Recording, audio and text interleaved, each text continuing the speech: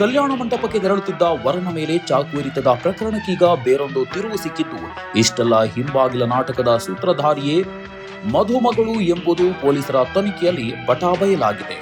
ವರ ರವೀಶ್ ಜೊತೆಗೆ ವಿವಾಹ ನಿಶ್ಚಯವಾಗಿದ್ದ ವಧು ನಯನ ಎಂಬಾಕೆ ಪ್ರಮುಖ ಆರೋಪಿಯಾಗಿದ್ದಾಳೆ. ಈಕೆ ಮೊದಲೇ ದರ್ಶನ್ ಎಂಬ ಓರ್ವನನ್ನ ಪ್ರೀತಿಸುತ್ತಿದ್ಲು ಎಂಬುದು ಬಯಲಾಗಿದೆ. ಪ್ರಿಯಕರನೊಟ್ಟಿಗೆ ಸೇರಿ ಇಂತಹ ಹೇಯ ಕೃತ್ಯಕ್ಕೆ ನಯನ ಮುಂದಾಗಿದ್ಲು ಮತ್ತು ಘಟನೆ ಬಳಿಕ ಆಸ್ಪತ್ರೆಗೆ ತೆರಳಿ ಏನೋ ಅರಿಯದವಳಂತೆ ಡ್ರಾಮಾ ಮಾಡಿದ್ದ ಚಾಲಾಕಿ ಯುವತಿಯ ಒಳಮರ್ಮ ಕೊಳ್ಳೇಗಾಲ ಪೊಲೀಸರ ತನಿಖೆಯಲ್ಲಿ ಬಟಾಬಯಲಾಗಿದೆ. ಚಾಕು ಇರಿತದ ಆರೋಪಿ ದರ್ಶನ್ ತಮಟೆ ಹೊಡೆಯುವ ಕೆಲಸ ಮಾಡ್ತಿದ್ದ. ಆದರೆ ಪ್ರಿಯಕರನ ಕೆಲಸದ ಕುರಿತು ಮನೆಯವರಿಗೆ ತಿಳಿಸಲು ಹಿಂದೇಟು ಹಾಕಿದ್ದ ನಯನ ರವೀಶ್ ಜೊತೆಗೆ ನಿಶ್ಚಯವಾಗಿದ್ದ ಮದುವೆ ನಿಲ್ಲಿಸುವಂತೆ ಐಡಿಯಾ ಕೊಟ್ಟಿದ್ಲು. ಅದರಂತೆ ಜನವರಿ 27ರಂದು ಕಲ್ಯಾಣ ಮಂಟಪಕ್ಕೆ ತೆರಳುತ್ತಿದ್ದ ರವೀಶ್ ಕಾರು ಅಡ್ಡಗಟ್ಟಿ ಚಾಕು ಇರಿದು ಸ್ನೇಹಿತರೊಟ್ಟಿಗೆ ಪ್ರಿಯಕರ ಪರಾರಿಯಾಗಿದ್ದ.